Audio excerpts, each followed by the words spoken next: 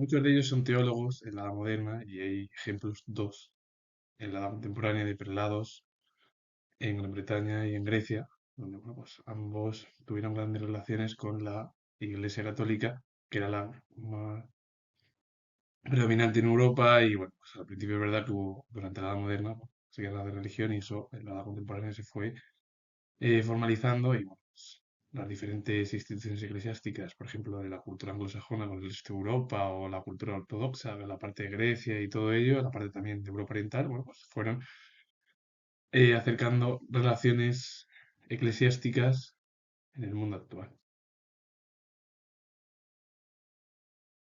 Antes de hablar de los teólogos y algunas figuras dentro del mundo eclesiástico contemporáneo, voy a definir el término nominalismo, doctrina que niega la existencia objetiva de los universales, considerándolos como meras convicciones o nombres.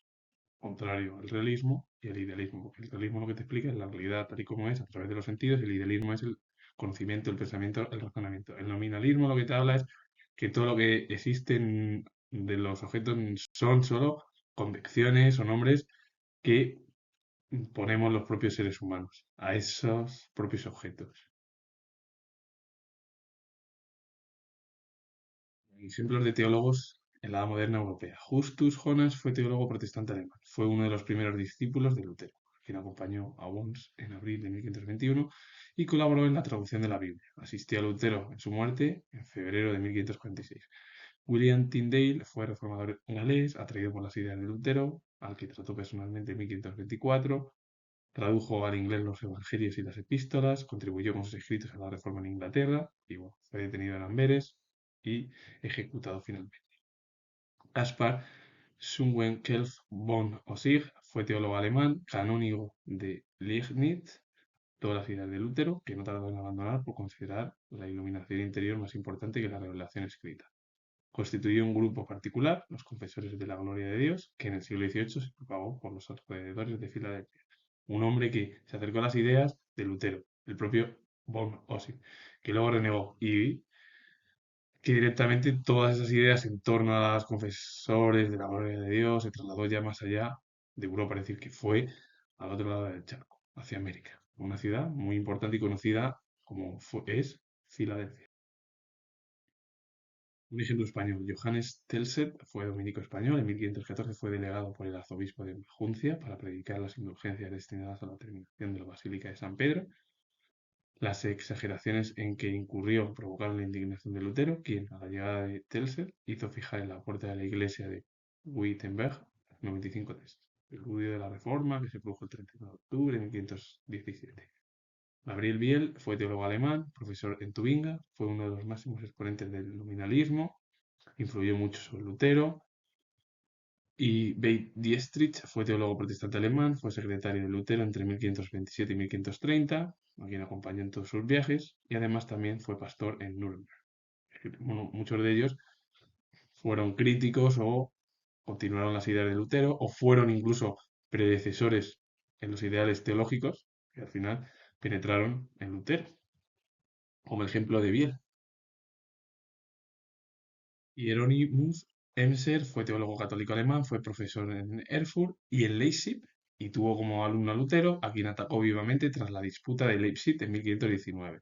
Paul Gerhard fue poeta alemán, ya no es teólogo, es decir, ya pertenecía al ámbito artístico, porque Gerhard, aparte de ser uno de los poetas alemanes más importantes de la cultura germana, perteneció al barroco, compuso la letra de 134 cánticos, lo que hizo de él el autor más importante de himnos protestantes, solo por detrás de Lutero.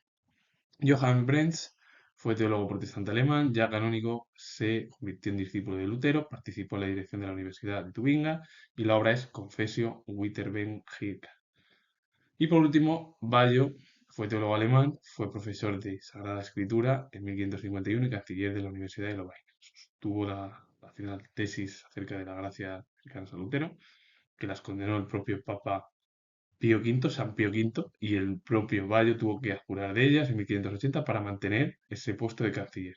El último me refiero a en esta diapositiva. Continúo hablando de más teólogos en el ámbito moderno europeo, que la gran mayoría son teólogos alemanes, salvo algún ejemplo eh, español o británico, y un poeta como Paul Gerard, que fue de los más importantes en el ámbito del barroco germano.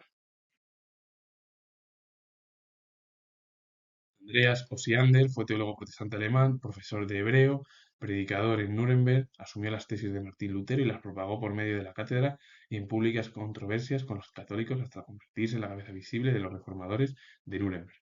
Defendió las doctrinas de la reforma en la Dieta de Habsburgo en 1530 y suscribió los artículos de Esmalcalda, compendio del credo protestante escrito por Lutero en 1537.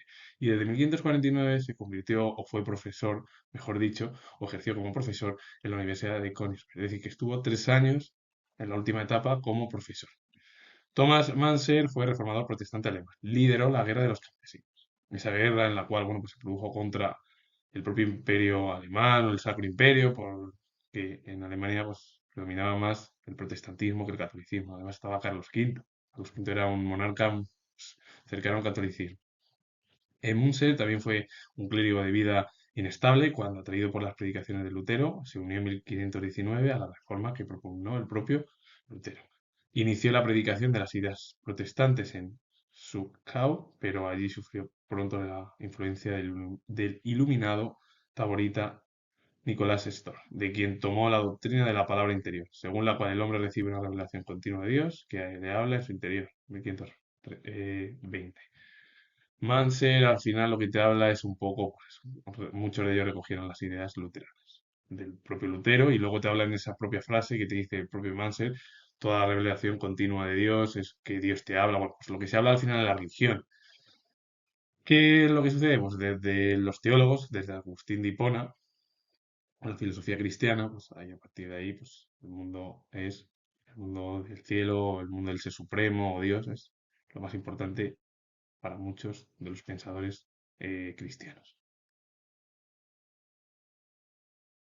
Geoffrey Francis Fisher fue prelado anglicano, el 99 arzobispo de Canterbury, hombre de gran sentido ecuménico, fue el primer primado de Inglaterra que hizo una visita al Papa de la Iglesia Católica desde los tiempos de la Reforma Protestante. Bueno, ¿qué pasó con todo ello? Que bueno, muchos de ellos al final, de, dentro de los prelados, todo ello, bueno, pues, gente que tenía instituciones o cargos importantes en la Iglesia anglicana, bueno, se acercó a la Iglesia Católica, como pasó también con la Iglesia Ortodoxa. Es decir, el objetivo era al final intentar relanzar las relaciones del catolicismo, el anglicanismo y la Iglesia Ortodoxa en la edad contemporánea europea.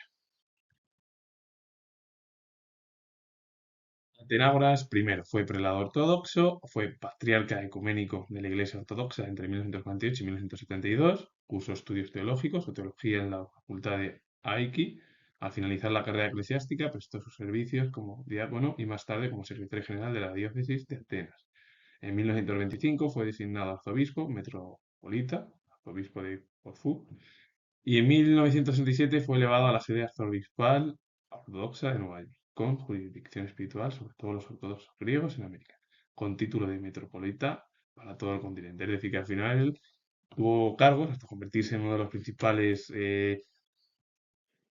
prelados o eclesiásticos, o una de las figuras dentro del ámbito de la Iglesia ortodoxa, que estuvo además eh, más casi 25 años como uno de los patriarcas griegos u ortodoxos.